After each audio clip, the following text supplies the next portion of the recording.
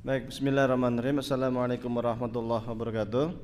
Alhamdulillah wassalatu wassalamu ala Rasulillah wa ala alihi wa sahbihi wa mawala amma ba'du. Jamaah sekalian yang saya hormati, kita akan lanjutkan pada bahasan terkait bedah buku Muhammadiyah Ahlussunnah wal Jamaah. Sejatinya buku ini secara tema agak lebih berat sebenarnya.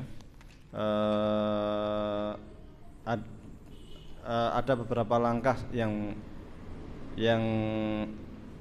perlu diketahui bahwa dalam buku ini ada beberapa bahasan terkait dengan ilmu usul fikih, sehingga seperti yang saya terangkan kemarin, macam-macam ijtihad dan sebagainya itu usul fikih semua itu. Nah, sekarang usul fikih itu apa sih kan itu, sebelum saya lanjutkan lagi biar tidak ngerambiang kok ada ijtihad, ada taklid, kemudian mana saja yang harus diijtihadi dan sebagainya itu. Seperti yang telah kita terangkan kemarin, usul fikih ini merupakan sebuah metodologi ijtihad. Jadi ibaratnya Al-Quran dan Sunnah Rasul itu seperti barang mentah yang akan dibuat apa. Nah, maka untuk membuat apa ini dibutuhkan pabrik. Kalau membuat kerupuk ya buat pabrik kerupuk, alat-alat kerupuk itu kan. Kalau mau dibuat tahu, buat alat nanti untuk buat tahu dan sebagainya. Ini namanya ilmu usul fikih. Sesungguhnya para sahabat dan lain sebagainya itu ketika hendak memahami Al-Quran dan Sunnah Rasulullah SAW sudah punya metodologi di dalam otaknya, itu sudah punya sistematika ijtihad. Ini kalau ayat ini harus begini, ini ayat ini harus begini, itu mereka sudah ada. Hanya para sahabat belum membukukan ilmu usul fikih itu. Maka ijtihad tetap dapat dipertanggungjawabkan secara ilmiah. Kemudian pada masa Imam Syafi'i itu ada orang yang ngirim surat ke Imam Syafi'i, wahai sang imam, surat-suratan lah dari Asia Tengah kalau nggak salah, dia ngirim surat ke Imam Syafi'i di Baghdad. Jadi masyhur terkenalnya Imam Syafi'i, belum ada zaman Google, belum ada zaman internet di zamannya, tapi kemasyhuran, kealiman Imam Syafi'i itu terkenal sampai ke Rusia sana. Orang sana juga sering berbondong-bondong belajar ke Baghdad untuk ngaji kepada Imam Syafi'i. Ada yang nggak sempat akhirnya berkirim surat, ngirim surat untuk minta fatwa, ingin bertanya kepada Imam Syafi'i. Ini kita punya Quran, kita punya Sunnah, ada orang ijtihad ini, orang ijtihad itu dan sebagainya. Sesungguhnya cara berijtihad itu bagaimana sih? Akhirnya Imam Syafi'i mulai menulis cara ijtihad itu caranya begini, mulai nulis buku detail sekali tentang terkait dengan metodologi ijtihad. Maka buku itu disebut dengan kitab Ar-Risalah. Ar-Risalah itu artinya kan surat. Karena itu asli itu jawaban, ada orang kirim surat terus dijawab oleh Imam Syafi'i. Jadi buku usul fikih pertama. Di dalam usul fikih itu dibahas biasanya, kalau usul fikih yang kontemporer yang sekarang ini, kalau kita beli di pasaran, bagi yang berbahasa Indonesia atau yang berbahasa Arab, biasanya yang di bab awal terkait dengan yang namanya hukum taklifi. Hukum taklif itu hukum yang harus dilakukan oleh seorang hamba terkait dengan wajib, haram, kemudian sunnah, makruh, mubah. Jadi kan namanya hukum taklifi. Ada juga namanya hukum wat'i. Hukum wat'i itu hukum sebab akibat. Seperti kalau sudah terbit matahari, kalau sudah terbenam matahari berarti wajib sholat maghrib. Kalau mataharinya nggak tenggelam ya nggak wajib maghribnya. Mataharinya diem aja kan nggak tenggelam, ya nggak wajib. Kalau datang bulan Ramadan berarti wajib puasa Ramadan. Kalau rambutnya nggak datang ya nggak puasa gitu.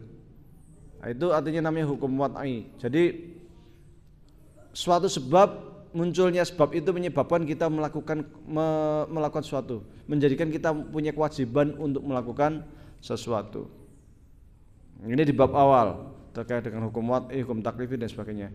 Nanti di bagian selanjutnya itu nanti biasa dibahas terkait dengan ilmu dilalah. Nah, ini yang paling rumit di dalam usul fikih, itu namanya ilmu dilalah. Apa ilmu dilalah? Ilmu dilalah itu kalau bahasa Indonesianya namanya ilmu semantik. Apa itu ilmu semantik? Ilmu semantik itu ilmu terkait antara lafal dengan makna. Keterkaitan antara lafal dengan makna. Itu satu bahasa, satu buku sendiri. Namanya ini gelas. Saya bilangnya gelas. Orang Inggris enggak bilang gelas, gelas gitu kan. Orang Arab bilangnya apa? Al-kub. Al-kub. Orang Perancis punya bahasa sendiri, orang Jerman punya bahasa sendiri. Tapi intinya kan ini. Intinya ini dengan bahasa yang macam-macam. Jadi ini keterkaitan bahasa ini dengan ini namanya makna. Benda seperti ini namanya ilmu semantik. Dan ilmu semantik itu kadang terkait dengan susunan kata. Kalau saya bilang tangan kamu panjang tangan. Susunan cuman beda susunan ya. Maknanya sama apa enggak? Enggak. Hanya karena susunan kata-kata. Nah, di dalam bahasa Arab itu seperti itu, karena bahasa Arab itu sangat rumit dari sisi balaghahnya itu, dari sastranya itu, sering banget. Terus sering ada kata ungkapan-ungkapan seperti gini. Anta asad, kamu harimau. Maksudnya itu kamu itu sangat pemberani bagaikan harimau. Tapi kalimatnya dibuang, anta asadun, anta qamarun, kamu rembulan. Maksudnya itu engkau pemberi hidayah bagaikan bulan purnama, gitu loh. Nah, itu ungkapan seperti yang dikaji dalam usul fikih, dalam namanya ilmu semantik. Itu satu buku sendiri. Nah, di situ dibahas tentang am, khos dan sebagainya. Dan ternyata ketika saya kaji di hukum undang-undang di Indonesia yang ada sekarang ini, termasuk di hukum internasional, termasuk yang di Perancis dan lain sebagainya, kaidah-kaidah usul fikih ini dipakai di dalam perundang-undangan mereka. Bahkan saya dalam tanda kutip saya curiga, kayaknya dulu orang Barat itu ketika hendak membuat undang-undang itu kayaknya belajar dari usul fikihnya orang Islam. Mirip banget. Ketika ini ada lafal umum, nanti ada lafal khusus, berarti diambil yang khusus. Kecuali umum ini tidak ada pengkhususan. Mau gini, siapapun yang mencuri potong tangan. Nah kan itu kan umum tuh. Berarti kalau ada yang mencuri harus potong tangan tuh. Tapi ada lafal khusus, kecuali orang miskin. Oh, berarti orang miskin keluar. Nah kan gitu. Kecuali sampai nisab. Kalau dia belum sampai nisab. Kalau belum sampai nisab berarti enggak dipotong tangan. Ini namanya ungkapan-ungkapan semantik, dan itu satu bab sendiri. Nanti ada bab khusus namanya mutlak dan muqayyad. Mutlak itu ada ungkapan yang sifatnya umum, nanti ada pengkhususan. Ada namanya mujmal, mufassar. Ada namanya itu huruful ma'ani. Huruful ma'ani itu terkait satu kata tapi maksudnya apa? Satu kata namanya wamsaubi, dengan itu maksudnya apa? Kata-kata dengan saja. Nah, karena orang Arab itu kalau menggunakan kata-kata itu seringkali katanya itu melebar banget. Satu kata itu kadang bisa artinya ini, bisa artinya macam-macam lah. Kayak itu wamsabir usikum itu, dan basuhlah sebagian dari kepalamu menurut Syafi'i, dan basuhlah semua kepalamu menurut Imam Hanafi. Tapi redaksinya itu sama, bi dalam Quran, wamsau bi ru'usikum. Ba ini maksudnya sebagian atau seluruh. Ya kan seperti itu. Nah, termasuk banyak sekali nanti ketika bersentuhan laki-laki perempuan membatalkan wudhu atau enggak, dalilnya sama. Tapi nanti pendapatnya macam-macam, karena nanti ayat ini akan mengatakan ini, kayak Muhammadiyah kan mengatakan bersentuhan itu tidak membatalkan wudhu, karena yang dimaksud bersentuhan maksudnya adalah kumpul suami istri. Walam yamsasni basarun, itu dalil yang digunakan Siti Maryam ketika diberitahu oleh Allah melalui malaikat engkau hamil, maka Siti Maryam mengatakan, kok bisa, belum pernah ada seorang pun bang yang menyentuh saya. Yang menyentuh saya, bukan menyentuh gini. Kalau menyentuh gini nggak hamil. Maksudnya tidur bareng lah, kan seperti itu. Nah ini kan bahasa Al-Quran itu seperti itu loh. Nah ini nanti jadi satu cabang ilmu sendiri, namanya ilmu semantik dalam usul fikih. Nah, nanti di bagian setelahnya terkait dengan ilmu namanya ilmu maqasid. Nah, ilmu semantik itu saya punya buku sendiri, saya tulis Istiad Semantik dalam usul fikih, satu buku sendiri saya tulis. Yang kedua ilmu namanya ilmu maqasid, ini saya tulis juga 3 jilid saya nulis. Itu terkait dengan apa? terkait dengan konteks. Karena ijtihad itu secara semantik oke, konteks belum tentu oke. Maksudnya gini, hurrimat alaikum al-maitatu wad-damu walahmul khinzir. Kata hurrimat itu sangat jelas, hurrimat diharamkan. Berarti kan jelas bangkai itu haram. Redaksinya hurrimat kok. Tapi dalam konteks belum tentu. Ketika orang jalan-jalan di padang pasir nggak ada makanan, kehabisan bekal karena dia musafir, kehabisan bekal kan adanya bangkai, dia wajib makan bangkai. Terus kata hurimat gimana? Konteksnya lain. Famaturroh ghairu wal adin fal itsma alaih. Kalau kondisi kepepet ya silahkan, tapi secukupnya, jangan bungkus muntel opon buat besok ya, seperti itu kan. Memang kesempatan karena ada daging babi, jadi boleh makan daging. Di kelaparan ada babi lewat kan, bunuh, masak boleh karena kepepet kayak gitu. Ya itu, tapi biqadriha dalam usul fikih, secukupnya, jangan mentang-mentang kepepet bungkus buat besok ya kan. Nah ini, jadi konteks yang membuat berbeda, meskipun redaksi semantiknya itu jelas mengharapkan kata hurrimat. Konteks berbeda, hukum menjadi berbeda. Sehingga Imam Ibnul Qayyim dalam bukunya I'lamul Muwaqqi'in mengatakan taghayyurul fatwa bitaghayyuriz zaman wal makan wal hal wal urf. Fatwa itu bisa berubah sesuai dengan konteks, kondisi, tradisi. Beda. Maka Imam Syafi'i ketika di Baghdad pindah ke Mesir, fatwanya jadi beda gitu. Kondisinya beda. Contoh nih, kalau di Mesir orang hendak nikah, lakinya itu harus punya rumah dulu.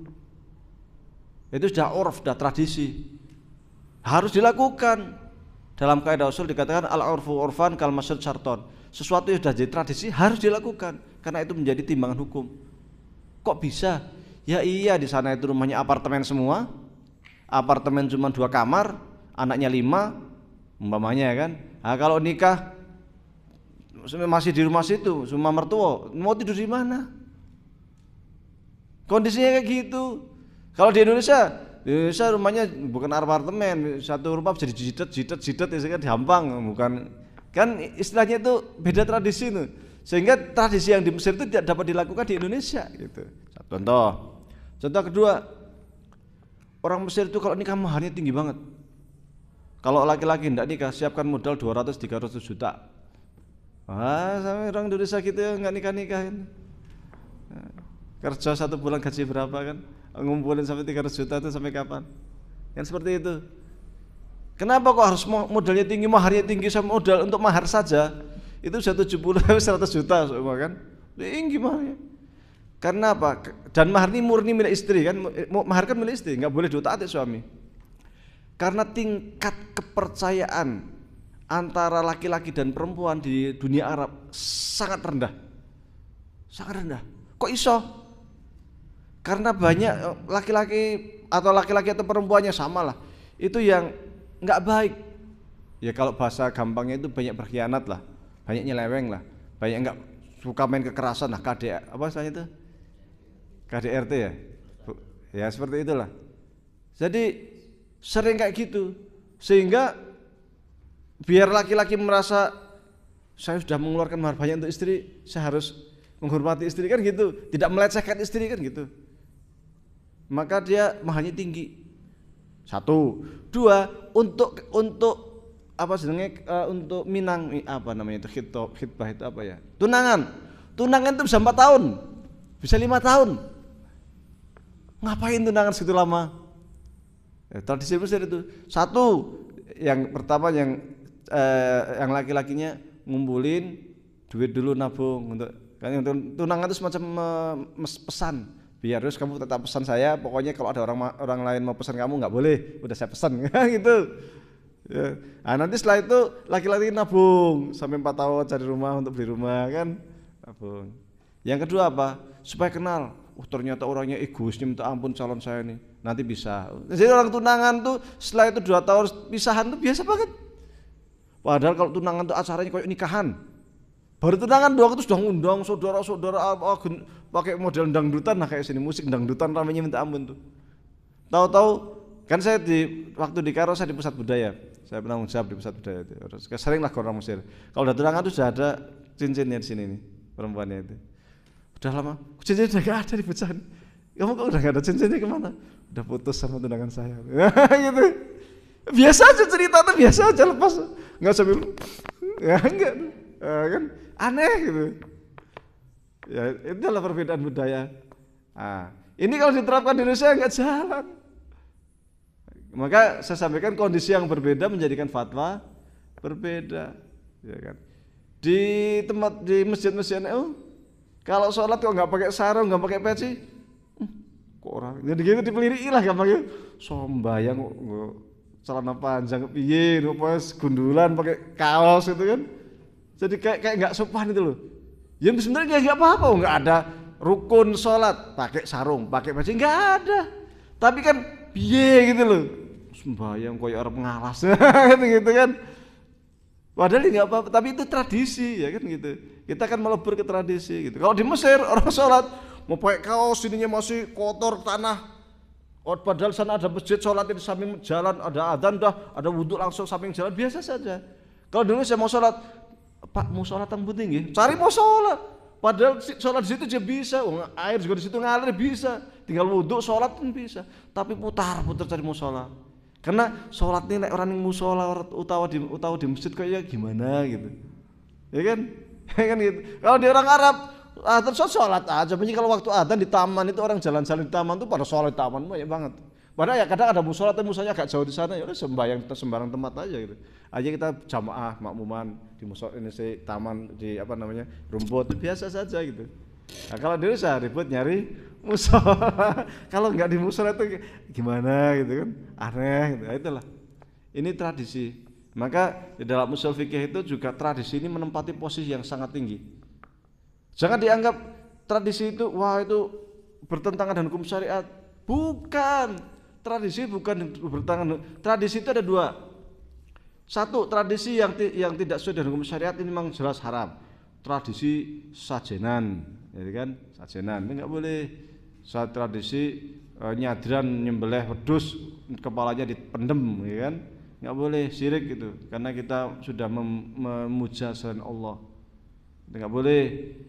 Tapi ada tradisi yang boleh diakomodir, bahkan itu menjadi hukum positif. Itu boleh, ya itu kayak tadi itu kalau di Mesir ya kayak apa namanya tradisi pernikahan apa itu udah malah kalau nggak salah udah jadi hukum positif kalau nanti nikah itu suami menyerahkan rumah. Jadi kalau nikah itu rumah itu nanti menjadi milik istri, di atas namakan istri. Jadi istri itu punya dua, satu punya rumahnya, dua punya mahar. Oh larang nikah Mesir. Tapi itu tanggung jawab untuk isi rumah, lemari, kulkas, apa macam-macam dari pihak istri. Itu tradisi kayak gitu. Kalau terjadi talak, maka rumah itu menjadi milik istri. Maka nggak ada istilah istri pulang ke orang tua itu, dia udah punya rumah. Kalau udah nikah itu kayak orang tua itu udah kayak lepas gitu. Terjadi cerai, ya tanggung jawab dewe. Udah punya rumah sendiri nanti kan gitu. Kalau di Indonesia nggak jalan, ya, ini beda tradisi. Orang kita itu tepos lironya tinggi, apa tasamuh, tolerannya itu sangat luar biasa, baik hatinya luar biasa. Ini contoh sederhana di dalam ijtihad. Jadi ijtihad itu bukan persoalan yang gampang, ijtihad itu rumit. Makanya ulama kita itu meletakkan standar ijtihad itu sangat ketat, sangat berat. Untuk mengetahui teks saja, kayak tadi itu Ismu Semantik itu satu buku sendiri. Untuk mengetahui konteks, saya nulis sampai 3 jilid sendiri, hanya mengetahui konteksnya bagaimana sih. Itu 3 jilid sendiri itu. Jadi makanya jangan kaget ketika kemudian para ulama memberikan standar yang sangat ketat, karena jangan sampai kemudian muncul orang-orang awam, di sini disebutkan di halaman 6 ini. Muncul orang-orang awam yang baru belajar, tahu-tahu sudah, wah ini syirik, ini haram, ini bid'ah. Habis sholat jabat tangan, bid'ah. Loh, habis sholat saya mau makan juga boleh kok. Habis sholat mau tidur langsung aja boleh, masa jabat tangan nggak boleh? Ya kan? Habis sholat langsung pulang ngacir nggak doa juga boleh, kecuali lagi sholat. Ada yang assalamualaikum, walabdolin. Nah itu yang nggak boleh, mau sholat jabat tangan, batal sholatnya. Karena banyak gerak dan lain-lain lah. Nah, tapi kalau masih udah di luar sholat udah bebas. Nah, karena dia jahil, nggak tahu, habis sholat jabat tangan bid'ah. Bid'ah dari mana? Bid'ah itu kan terkait dengan urusan agama. Apakah jabat tangan urusan agama? Itu urusan muamalah. Kalau Anda baca fatwa tarsih yang dimuat di Suara Muhammadiyah edisi 1 bulan November tahun 2019, disebutkan bid'ah itu tidak terkait dengan hal-hal adat tradisi kayak gitu, tapi bid'ah itu terkait dengan urusan ibadah mahdoh. Itu di fatwa tarsih disebutkan itu. Sehingga jangan dikit-dikit mengatakan bid'ah. Kenapa bisa mengatakan bid'ah? Karena dia orang awam. Wah, itu kan itu dianggap ritual. Siapa yang jabat tangan dianggap ritual agama? Enggak ada itu. Pakai tasbih bid'ah. Tasbih kan segala sarana. Dulu sahabat Nabi kalau zikir pakai kerikil. Nah, kan gitu. Oh, kalau pakai musik, pakai gitar, piano bid'ah. Kalau musik harus pakai rebana. Rebana itu tradisi Arab. Orang Indonesia dulu taunya gamelan.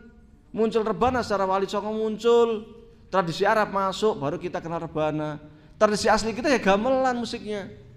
Nah, kalau zaman sekarang ya muncul ada gitar, ada piano, ada macam-macam kan. Itu kan sekedar pengembangan, tapi kan banyak yang kaku gitu.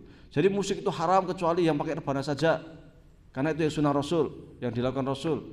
Kalau kita saklek kayak gitu, naik mobil juga haram. Nabi nggak pernah naik mobil. Pakai bank ya haram. Nabi nggak ada bank, pakai ATM apa macam-macam ya nggak boleh. Hidup jadi kaku gitu. Maka para ulama kemudian di zamannya dulu, ketika para imam madhab sudah nggak ada, imam madhab itu maksudnya adalah seorang imam yang dia itu bisa membuat usul fikih sendiri, bisa punya produk ijtihad sendiri, punya murid banyak, muridnya pintar-pintar, bisa mengembangkan sendiri, itu kan jadi madhab namanya. Syafi'i, Hambali, Maliki dan sebagainya kan, Hanafi. Lah ketika para orang-orang yang bisa buat usul fikih sendiri udah nggak ada, tinggal orang-orang awam, kemudian orang awamnya beristihad, buat fatwa sesat, menyesatkan. Maka kemudian para ulama di halaman 7 ya, para ulama kemudian mengatakan pintu istihad ditutup. Jadi ketika ulama mengatakan pintu istihad ditutup itu bukan berasal dari kalam fadhi kalau istilah orang Mesir, bukan dari ruang kosong, tapi ada sebab yang seperti sekarang ini. Kalau kita baca di medsos, di Facebook, oh bahasa Arab aja nggak bisa, baca belajarnya aja pakai Quran terjemah, pakai hadis yang pakai terjemah, tapi sudah bisa mengatakan ini bid'ah, ini syirik, ini sesat. Bagaimana? Membid'ahkan siapa? Membid'ahkan para kiai yang belajarnya bertahun-tahun, yang baca bukunya sampai lecek. Syekh Adi Hidayat itu pinternya kayak opo setelah bagi kita kan. Itu aja dianggap ustadz subhat, nggak boleh diikuti. Bagaimana itu? Yang membid'ahkan siapa? Yang mentahdir siapa? Yang melarang siapa? Orang yang belajarnya itu dari Quran terjemah, dari hadis terjemah. Lihat gini, oh berarti bid'ah, oh berarti sesat. Dia mengatakan kita harus kembali ke Quran Sunnah, nggak boleh taklid. Dia sendiri taklid sama syekhnya, kan jadi rancu. Kondisinya itu persis. Sekarang itu lebih parah malah. Jadi kondisi zaman dulu dengan sekarang itu lebih parah. Sekarang itu makin banyak para orang-orang yang baru, mungkin kalau istilah santri itu dia di bawahnya santri lagi, belum layak disebut santri. Itu sudah berani berfatwa dan disebar di media sosial di mana-mana dan punya pengikut. Anehnya itu punya pengikut. Maka kata siapa namanya Ibnu Rus dalam bukunya Faslul Maqal fi ma baina syariah wal hikmah wal ittisal, ada di tas saya itu. Saya bawa buku kecil. Mengatakan orang awam beristihad itu sesat menyesatkan. Satu, sesat menyesatkan. Kalau benar gimana? Andai pun benar dia dosa. Loh, benar kok dosa gimana? Karena benar dia itu kebetulan. Andai benar itu kebetulan aja dia benar. Dia nggak bisa beristihad kok. Kalau salah, ya namanya orang awam nggak tahu apa-apa, dia salah. Kan seperti itu. Makanya kata Ibnu Rus, orang awam itu dilarang beristihad. Kalau istihad benar dosa, kalau salah dosanya lipat. Dan orang awam itu kalau beristihad suka sesat menyesatkan. Dan hati-hati, salah istihad itu bisa kafir loh dalam urusan tertentu. Kok bisa? Ijtihad kan persoalan furu' kok bisa kafir? Ya iya. Kalau orang awam itu nggak tahu mana itu usul, mana itu furu', mana yang boleh ijtihad, yang enggak, semua diijtihadin, bahaya. Apa yang nggak boleh diijtihadin? Yang kemarin saya sampaikan, usul akidah nggak boleh. Allah satu, kemudian apa namanya malaikat, hari akhir sebagainya, itu nggak boleh diijtihadin. Kalau kemudian dia bilang kan sesajen kan nggak apa-apa, kan saya meskipun kan doanya pakai bismillah juga, ya bukan masalah itu, bukan masalah bismillahnya, ini Anda sajen untuk siapa? Allah tuh nggak butuh sajen. Kalau mau ibadah sholat, zikir, baca Quran, bukan sesajen-sajen itu pasti untuk roh-roh arwah-arwah yang nggak jelas itu. Tapi karena dia dengan pedenya, karena juga primbonnya ngelotok, berusaha mencari justifikasi dari ayat Quran, oh boleh, ini kan kita pakai bismillah, doanya juga bismillah. Doanya bismillah benar, tapi untuk apanya itu loh. Ya kan seperti itu. Ini kalau kemudian dia share di Facebook, banyak yang ngikutin, oh berarti boleh, ya boleh nyadiran dengan nyembelih sapi ya enggak apa-apa, nanti sapinya dipendem ya enggak apa-apa. Kan itu kan cuman tradisi saja. Dengan alasan tradisi. Enggak sesederhana itu tradisi. Tradisi juga ada aturannya, mana yang boleh, mana yang enggak boleh itu jelas. Makanya saya kalau bagi saya, kalau sudah urusan sesajen itu udah nggak ada kompromi. Mau mengatasnamakan tradisi lah, apalah macam-macam. Kalau udah sajen nggak, itu saja. Karena itu Buddha, Hindu, animisme, dinamisme. Kita nyembah sama Allah saja itu udah simbol yang kemana? Ke Sang Hyang Widiwasa, ke dewa-dewa, ke siapa? Nggak layak lah. Nah kalau udah sajen, nggak. Makanya kalau ada kirap apa, kita lihat kirap nanti ada sajen nggak? Ada, ngelarung, dilarung saja. Oh jangan hadir, kan gitu. Wah saya ketua RT loh, gimana dong? Saya sebagai camat masa nggak hadir? Anda hadir, nanti pas mau menjelang sesajen, silahkan izin pergi. Ada acara, mohon maaf saya ada acara mendadak, silahkan dilanjutkan prosesinya. Saya mohon izin. Nah, itu. Kenapa? Ini sudah sajen. Kalau saja jangan nggak ada kompromi. Jangan dengan alasan macam-macam, ini budaya, ini apa macam-macam. Nah, ya kan? Jadi ini ijtihad ada jelas batasannya. Terkait ketauhidan nggak boleh. Yang kedua terkait ibadah. Ibadah ada juga yang nggak boleh ijtihad. Sholat kan artinya doa. Ini ada juga yang, dan saya herannya ada pengikut itu loh. Yang penting kita doa di rumah, terus ini doa musbasara, apa terserah. Berarti kita sudah sampai hakikat. Kalau orang sholat di masjid itu baru syariat, belum sampai hakikat. Kalau sudah hakikat itu sudah kewajiban, kayak sholat puasa itu sudah gugur semua. Yang ada itu karena kita cinta sama Tuhan, Tuhan sudah menyatu dalam kita doa, sudah selesai kita. Nggak perlu sholat, menggugurkan kewajiban. Dan itu sudah ada sejak zaman Imam Junaid. Makanya Imam Junaid mengatakan kalau ada, pernah dengar Imam Junaid ya? Imam Qadir Al-Jilani, Abdul Qadir Al-Jilani. Nah, karena kita sering dengar tuh kalau di tahlilan. Kalau ada orang yang ngaku sufi tapi tidak sesuai dengan hukum syariat, bukan dari golongan saya, bukan pengikut saya, meskipun dinyantir di saya. Imam Junaid itu santrinya banyak loh, 70.000. Sekolahnya gede. Imam Junaid itu bermadzhab Hambali.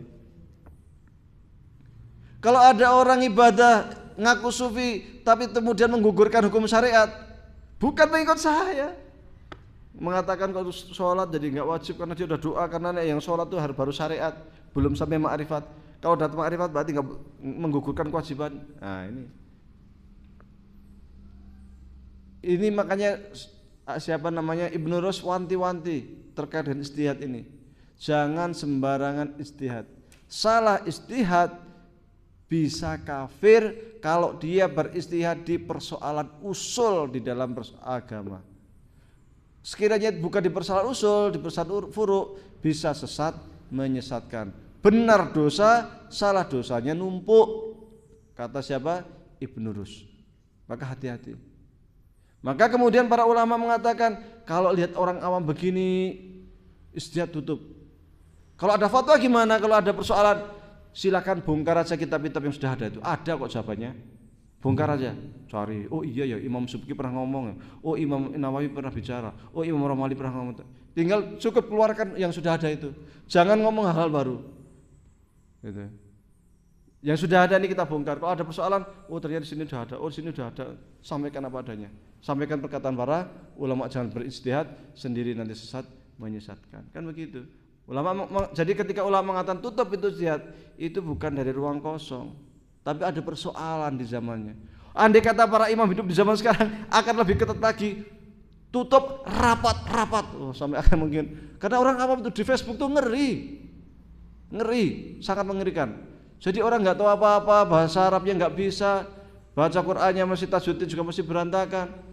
Tapi berfatwa sana sini, ulama ini sesat, ulama ini bid'ah, ulama ini ahli subhat. Padahal ulama yang dia subhat-subhat ini itu belajarnya sampai ke luar negeri, baca kitabnya luar biasa, hadisnya ngelotok ribuan hadis hafal.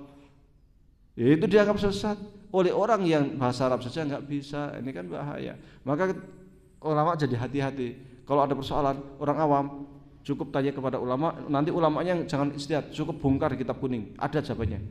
Kan gitu. Itu sejarahnya. Tapi kemudian Muhammadiyah, halaman 6 halaman 7 ya. Muhammadiyah melihat begini. Oke lah pintu ijtihad ditutup, kondisi memang kondisi seperti itu di zamannya.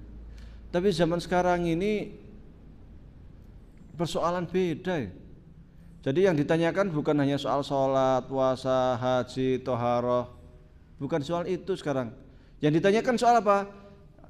Hukum kartu ATM, hukum kredit, transfusi darah, cangkok jantung, sholat di bulan. Saya bongkar kitab kuning nggak ada ya sholat di bulan. Ada zaman dulu Muhammadiyah ke bulan. Di sini akhirnya Muhammadiyah mengatakan kalau demikian pintu ijtihad harus dibuka. Kalau ditutup ya kita nggak bisa ijtihad. Makanya namanya majelis tarjih dan tajdid. Karena tajdidnya itu berusaha untuk melakukan ijtihad terhadap hal yang baru muncul. Kalau Anda baca di Risalah Islam Berkemajuan yang draftnya ya, karena belum ditanfid, kita tunggu muktamar nanti. Itu kalau sudah ditanfid, sudah disahkan itu, bisalah kita bedah, bagus itu. Itu dikuatkan terkait dengan ijtihad, terkait dengan sikap kita terhadap persoalan kontemporer, terkait dengan seni budaya. Apalagi terkait seni budaya, terang benderang di situ disampaikan bahwa kita itu dakwanya harus melalui seni budaya, dan selama seni budaya itu tidak bertentangan dengan hukum Islam. Jadi harus ada ijtihad baru, namanya tajdid kalau di Muhammadiyah. Kalau istilah Yusuf Qaradawi namanya al-ijtihad al-insya'i, ijtihad baru. Untuk apa? Untuk memenuhi persoalan-persoalan umat yang muncul saat ini yang tidak ada di kitab kuning. Bahwa kita bongkar kitab kuning, yang sholat di bulan yang nggak ada. Gitu. Tapi biasanya kalau mereka yang melakukan ijtihad berpatok karena kitab kuning, mereka biasanya melakukan namanya istikhraj. Istikhraj itu nyari ijtihad ulama dulu yang kira-kira mirip-mirip itu apa ya? Yang kira-kira mirip-mirip kemudian ditarik. Oh berarti kalau ini boleh.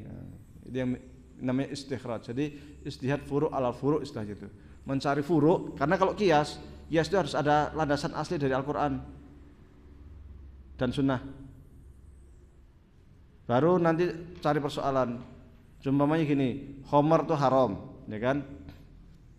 Khamar itu apa? Khamar itu anggur yang diperas, difermentasikan, kemudian kalau diminum itu mabuk. Hanya itu namanya khamar. Bir, whisky, sopos, merek-merek semacam itu bukan khamar. Haram enggak? Di Al-Qur'an yang dibilang cuma khamar yang haram. Setelah itu enggak ada. Berarti yang haram cuma khamar aja dong. Kalau bir boleh dong. Whisky boleh dong. Karena yang ada cuma khamar. Khamar itu istilah, cuma minuman itu anggur yang diperes itu yang jadi mabuk itu namanya khamar. Selain itu bukan khamar. Akhirnya pakai kias. Oh maksudnya dia haram karena memabukkan, bikin otak hilang, orang nggak mabuk kan, lain gitu. Whisky lain-lain, iya itu bikin mabuk, berarti haram. Berarti akhirnya kan ulama mengatakan ada whisky, ada opos, merek sing sakake. Baru sekarang muncul persoalan kontemporer yang kayak ekstasi, ya kan, dikiaskannya ke whisky bukan ke khamar. Umpamanya itu namanya kias furu' alal furu'.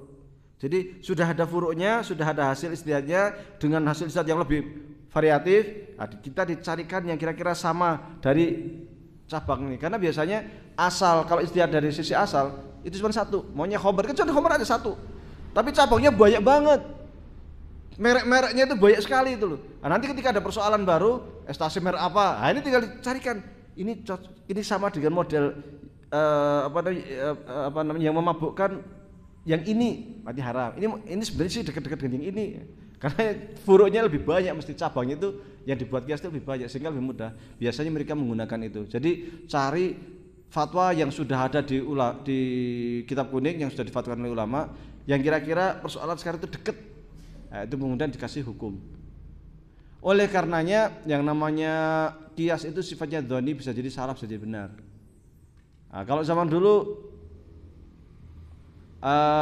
belum secanggih sekarang. Kalau zaman sekarang modelnya pakai laboratorium. MUI itu ada laboratorium khusus untuk mengetahui ini halal atau haram. Apa namanya? LP apa namanya itu? Kok lupa saya. Yang iya kan? Itu untuk mengetahui, itu sebenarnya untuk mengetahui ilat hukum. Kan asal, cabang, hukum, ilat istilahnya kan. Asalnya itu khamar, cabangnya whisky, hukumnya haram, ilatnya memabukkan kan gitu. Nah, untuk tahu memabukkan itu dari mana? Ya harus diteliti kan. Zaman dulu penelitiannya masih ya harus empirik, harus penelitian lapangan. Sekarang lebih canggih, ada laboratorium khusus. Jadi sejak awal itu Islam itu memang memerintahkan kita untuk maju. Zaman dulu itu ya penelitian lapangan juga, ya ada laboratorium juga, tapi tidak secanggih sekarang. Sekarang lebih canggih lah, akan seperti itu. Nah, ini butuh ijtihad yang baru. Maka kemudian dia mengatakan kalau demikian ijtihad harus dibuka untuk mengetahui persoalan-persoalan kontemporer. Kalau andai kata ijtihad itu ditutup, maka banyak persoalan kontemporer yang terabaikan. Minimal kita cari solusinya itu kan kerepotan. Mencari hukumnya itu akan kerepotan karena belum ada di kitab kuning. Tapi dengan kita melakukan membuka pintu ijtihad yang sudah ditutup oleh para ulama itu, kita buka lebar-lebar, maka persoalan-persoalan kontemporer yang sangat banyak itu menjadi bisa diakomodasi, menjadi ada solusinya. Baik, setelah ini kita tanya jawab, sekiranya ada yang hendak bertanya, kurang lebihnya mohon maaf. Assalamualaikum warahmatullahi wabarakatuh.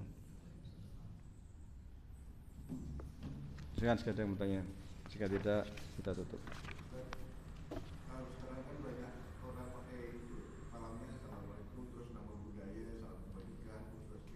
Ya, saya termasuk yang tidak setuju itu. Itu salam itu ngandung doa. Tapi saya juga pusing juga, pimpinan kita juga seperti itu. Dari Muhammadiyah ada yang seperti itu. Karena menjadi menteri, akhirnya salamnya ikut-ikutan. Padahal dulu zaman Pak Harto bahwa depannya itu orang Kristen, orang Buddha itu, Assalamualaikum warahmatullahi wabarakatuh. Udah saja. Mana pernah Pak Soeharto pakai salam apa itu yang salam kebajikan apa macam-macam itu? Enggak pernah. Bisa dicari tuh apa namanya video-videonya Pak Harto itu. Biasa saja. Sekarang aja mulai muncul pluralisme agama lah, semua agama sama. Di mata hukum semuanya sama, termasuk salamnya dianggap sama. Tidak sesederhana itu. Salam itu mengandung doa. Doa untuk siapa? Untuk Tuhannya masing-masing. Aslinya Tuhan itu satu ya. Tuhan itu cuma Allah. Allah itu Tuhannya orang Islam, Buddha, Hindu cuma Allah. Cuman perspektif manusia terhadap Tuhan itu loh. Jadi mereka itu punya perspektif Tuhan menurut dia. Nah, kalau kita menggunakan salam dengan perspektif Tuhan dia, itu kan berarti kita ngikutin dia. Enggak perlu itu lakum dinukum waliyadin mestinya.